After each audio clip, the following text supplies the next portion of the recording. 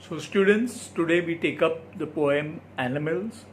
It's a very beautiful poem written by an American poet, Walt Whitman. Now Walt Whitman was born in the 19th century and he was quite different from other poets that lived during his time. During his time, it was a tradition to write poetry with some type of rhyming scheme in it. It was a tradition and practice to write poetry, and poetry means it has to have rhyming. But unlike others, he was quite different, quite rebellious as compared to others. So he moved away from this style of poetry to writing poetry with free verse, no rhyme scheme. Free verse is no rhyming scheme. He preferred to write poetry in free verse. And not only as a poet, but he was quite different as compared to all others, even personally and socially. He wanted to be quite different and he didn't want to behave and follow or mimic the style of others.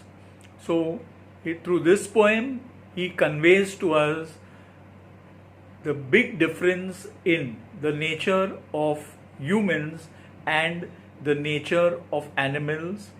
So it's a very nice poem which gives a stark difference, a big difference between the nature of humans and animals, right? So we take up this poem line by line and we'll have a line by line explanation and understand the meaning of the message that Walt Whitman wants to give us, right?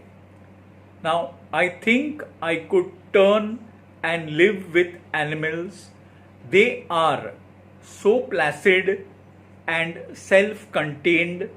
I stand and look at them long and long, right? So what he says is that he expresses his wish that he could transform. He wants to get transformed and live with animals and not with human beings because of whatever experiences he must have had. So he says, I would love to transform and live with animals and behave the way like them, because these animals are so placid. Placid means they are not easily upset and they are self-contained, means they are self-sufficient, self-contented, very happy with what they have, right? I stand and look at them long and long. That means he says, I like the nature of these animals, the animals' nature of being happy with themselves, of being self-contented, of not getting upset. This nature of them attracts me towards them. I want to live with them and I would not mind gazing and staring at them for hours together, right? They do not sweat and whine about their condition. They do not lie awake in the dark and weep for their sins. They do not make me sick discussing their duty to God. Now, sweat means perspiration, right? But in this case, it means they are not crying or complaining, right? So, they do not sweat and whine. Whine again is crying and complaining about something that you don't have, right? Make me sick means disgust. It expresses disgust. So what he says is that they do not sweat and whine about their condition. That means animals don't sweat and whine. They do not complain and cry about what they have and what they do not have, like we human beings, always complaining. Maybe we don't have a big house, we don't have luxuries of life, we don't have a good car, we don't have jewelry, we are not getting good clothes, we are not going to a good school, and so on and so forth. You'll never find this crying and complaining nature with animals, right? So that's why he says that they do not sweat and whine about their condition, and they do not lie awake in the dark and weep for their sins. The animals are so innocent, they don't commit any sins, so they get a peaceful night's sleep. They sleep very peacefully at night. They don't have to remain awake with the thought that they have done wrong to somebody. Normally you see people who do wrong, who do bad deeds, they don't sleep peacefully at night. But it is not so with animals. They don't sin, and so they enjoy a peaceful night's sleep. They are at peace with themselves, unlike we human beings. They do not make me sick by discussing their duty to God. We human beings always say, God wants us to do this, God will be happy if we do this, God will be unhappy if we do this. But animals are so simple, so plain, they are the way they are, they behave that the way they behave, very plain, very simple, very contented. They don't annoy me by discussing godly things or discussing their duty towards God, unlike again humans. Not one is dissatisfied, not one is demented with the mania of owning things. Not one kneels to the other, nor to his kind that lived thousands of years ago.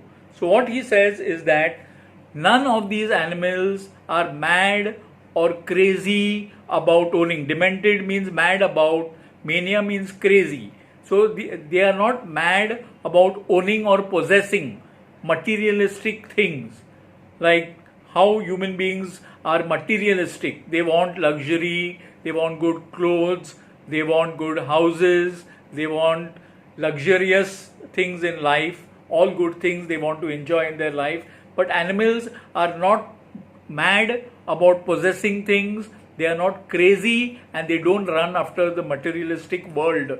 So that's why he is so attracted to this nature of animals, right?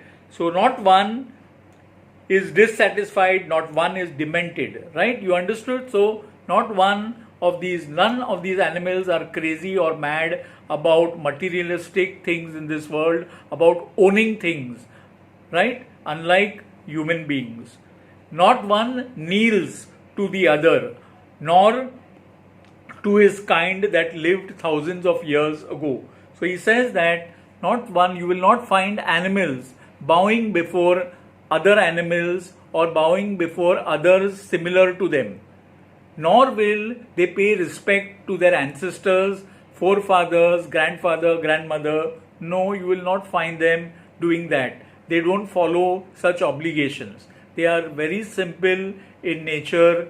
They are not duty bound to follow or fall at someone's feet.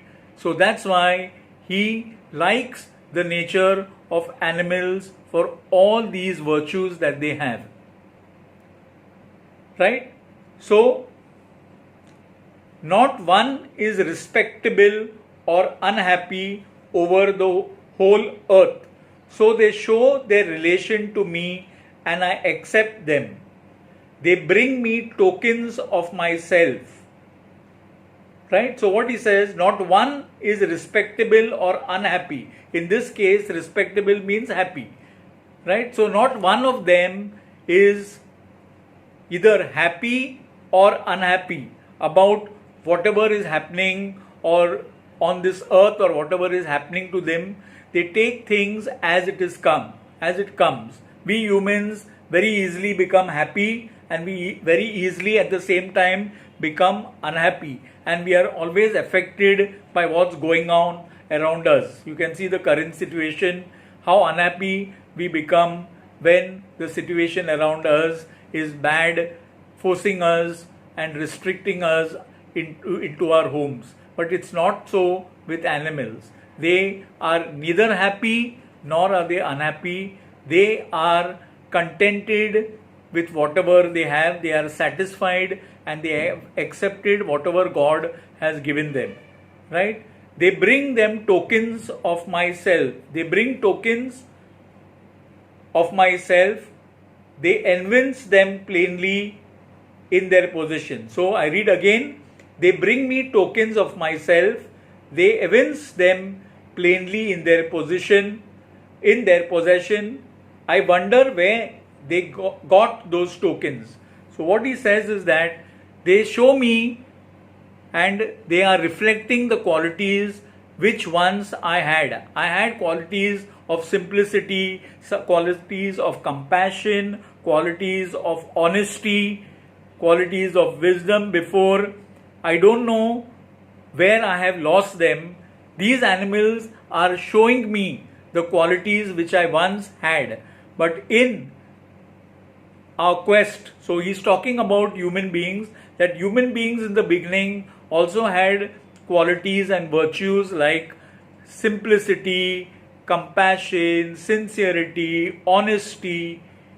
But in their quest, as they grow older and older in their quest for materialistic things, they lose all these virtues. So that's why he says is that they are showing me those virtues or those qualities which once I had, but now I no longer possessed all these virtues. I don't have these virtues any longer. In the quest for happiness, in the quest for all materialistic things in this world, we humans have lost all these, but animals have retained this, that they have got all these virtues with them which God has given them from the very beginning. Right? I wonder where they get those tokens. So I just wonder how are they blessed with all these virtues of simplicity, being self-contented, being happy, being at peace with themselves. How do they get these virtues? Is it that we have dropped them negligently, or we have failed to look after ourselves and maintain ourselves, and these virtues are now being picked up by animals? Is it that we have lost these good virtues to animals, right? So beautifully, students, you have seen how he brings out the nature of animals, and he shows us how different we humans are as compared to animals, how unhappy we are with ourselves, how discontented we are, how materialistic we are in this world. So through this poem, he is trying to convey to us that we should bring about a transformation in our nature. We should try to be contented, satisfied, and not go into wrongdoing. So these are some beautiful messages that Walt Whitman has conveyed to us in his poem. So students, in the next lecture, we will take up the figures of speech, and we'll also discuss the appreciation on this poem. I hope all of you enjoyed the explanation of this poem. Listen to it carefully. Till then, stay safe, take care, and thank you all of you. Bye.